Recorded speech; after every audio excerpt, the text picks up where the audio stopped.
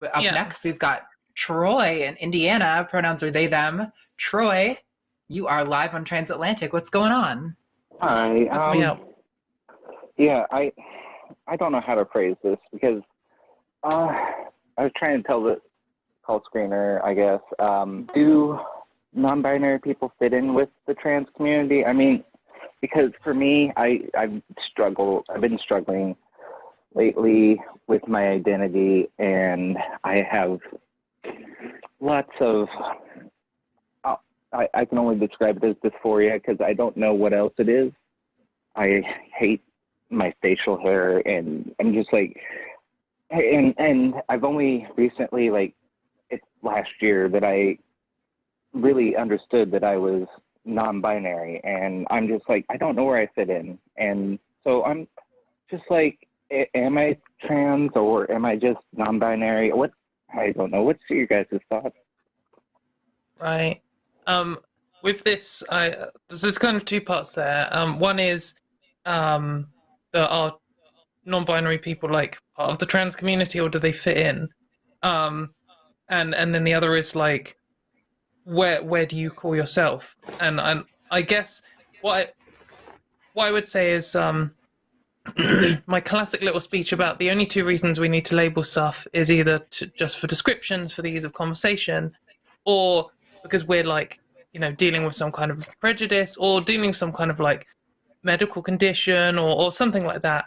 And here, like, whether you are officially trans or not, like, that doesn't matter, or it shouldn't matter to you. It doesn't matter to me, because you're a person.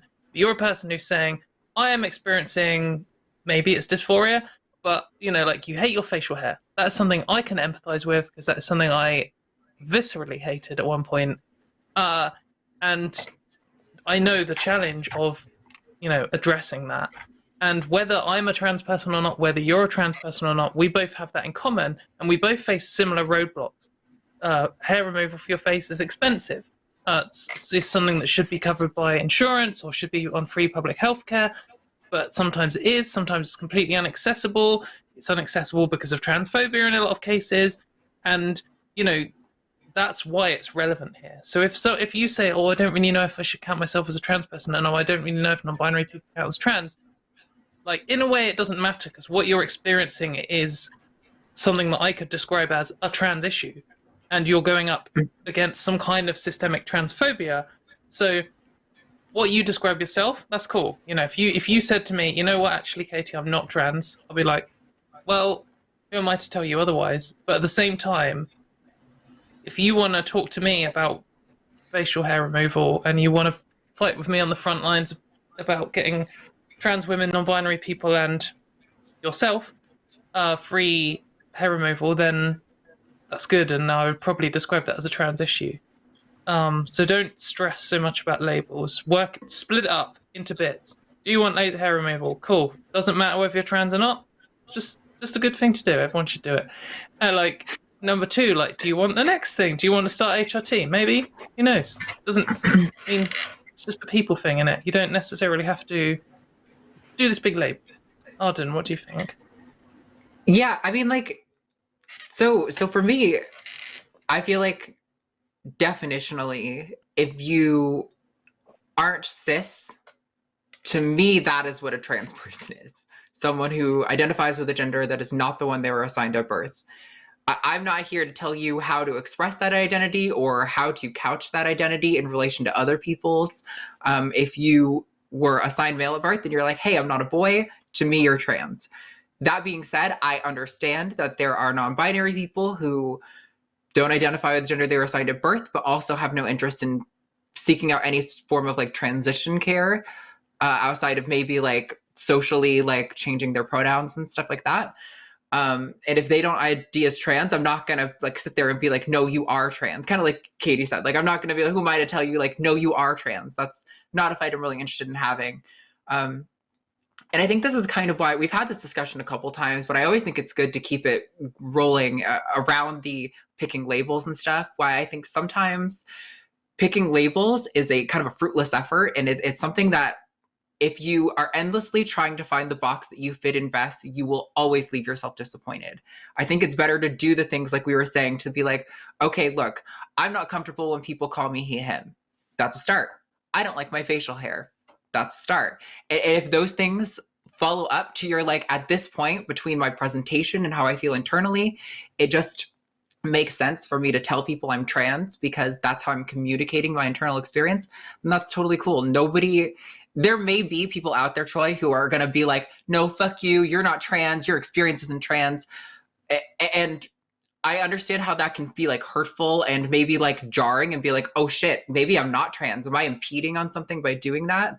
But I think it's important to try to separate like identifying within a box from like your actual actions and behaviors. And I stand right there with Katy. If you're on the front lines with me fighting for like the rights of people who have dysphoria or something along those lines to get like the healthcare they need, then we're allies, and I would consider you a part of the community, even if you don't want to be called trans. Like you're family, you know? Yeah. I'm muted, sorry. On the just you. quickly on the thing about non-binary people not being trans enough or whatever.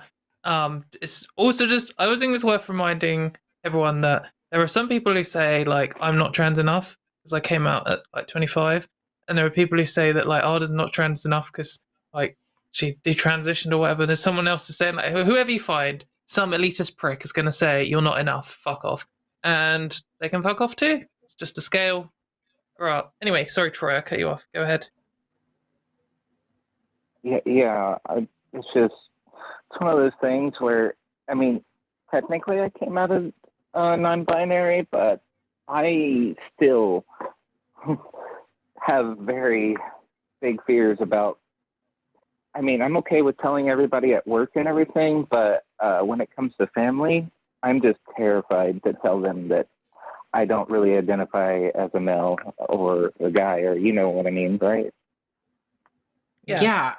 Well, I definitely empathize with that deeply. Like, I don't think you're wrong for having that fear at all. I think it's probably, I don't know your family, it's probably justified. Like, you might have experiences with them where you're like, no, I know they don't like trans people or something like that.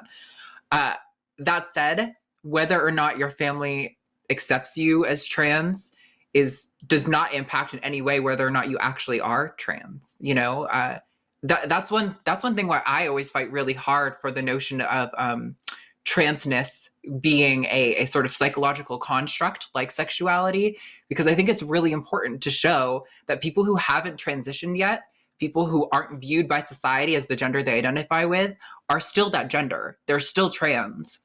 Even if your family doesn't know, or even if your family doesn't accept you, that you're still you. That other people's impressions of you does not change who you are as a person. Yeah, and also, like, coming out to family, well, I mean, that is a shared experience with LGBT people, queer people in general, being scared of coming out to people. So that gives you another shared experience with us, however you label yourself. It is horrible.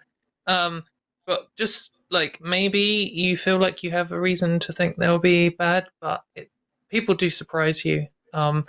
Sometimes people you think are going to be good will be bad, but sometimes people who you think are going to be awful are really good, and sometimes you can work through it, and it's scary. But I mean, the fact that you've come out of work, and maybe you're not quite ready yet to tell them, but it feels like maybe it's heading that way, and sometimes it will go badly, and it will not be recoverable, and that is horrible, and it just happens to some LGBT people, or all of us, whether gay, trans, or anything else.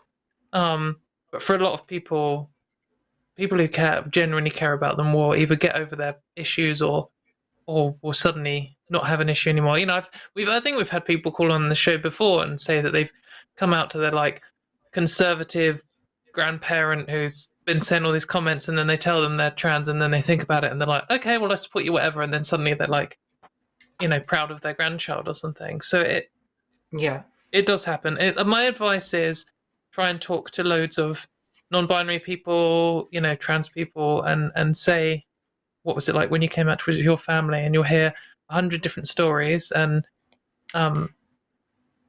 it might give you some confidence and some hope. Was that helpful, Troy? Thank you. Oh, yeah. Troy? Well, Yeah, sorry. no, that's okay. That's okay. I just wanted to know how that landed with you. Like, was that useful, or do you feel like we maybe missed the mark? Like, we didn't understand your experience? Like, I want to know how that landed with you. No. You kind of hit the mark, and yeah. So, It's all good. yeah. It's an emotionally heavy, stressful time.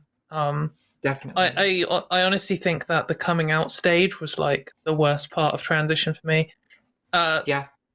I mean, there was maybe a 1 or 2 hour window post surgery, which was like pretty tough. But like other than that, like coming out was just horrible. But for me, it was the best thing I ever did, and it's very rare that I meet an LGBT person anywhere across the whole range of LGBT people who doesn't say that.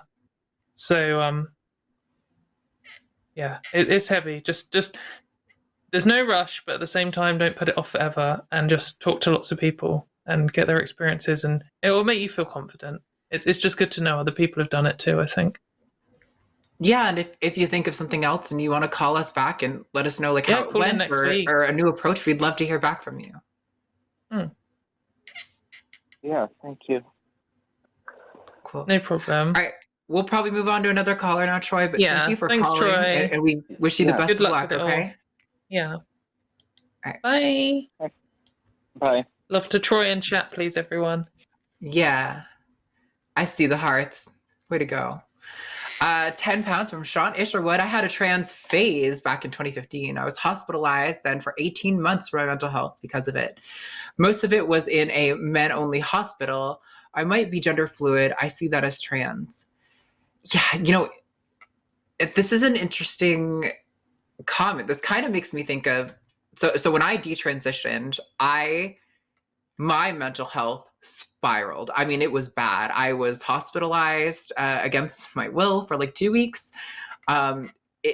It's rough. And I think one thing that I underestimated was the forms that dysphoria could take. When I was repressing my transness, dysphoria manifested in suicidality and depression and dissociation.